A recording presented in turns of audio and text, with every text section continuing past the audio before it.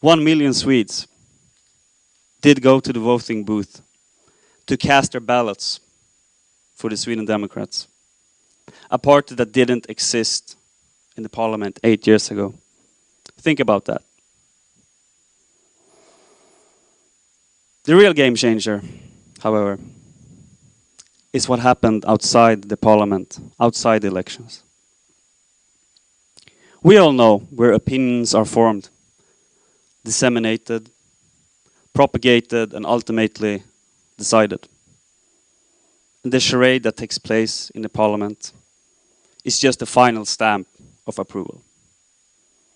And we, the normal people, the people of the real right, we are allowed to have our say, despite our difficulties. And people are listening to us. And frankly, I hate to say this, but failure to have a meaningful change via the ballot will make us more relevant for people who have the will and the understanding of what's going on. I think it's true that we have been a bit greedy. I don't think greed is good. Greed is never good. We have been greedy. I take full responsibility for being greedy. I went to Charlottesville. I learned my lesson.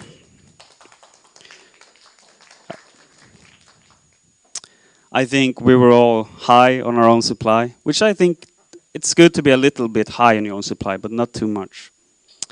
I think the election of Trump, which was, this just volcano, political volcano, I think it made us think that we were ready to go public, that we were ready to penetrate the mainstream and maybe even become some sort of mainstream actor. We need to rethink the situation a bit. And Trump still hasn't built that damn wall, so that maybe shows you what elections are about, really. As men of ideas, we ultimately should not care if the red or the blue team wins. As long as the team carries our ideas to the forefront, shifting the overtone window and making the unacceptable acceptable again, and thus enabling us to discuss the true questions of our time: race, spirituality, and the real meaning of a nation, its people. Thank you.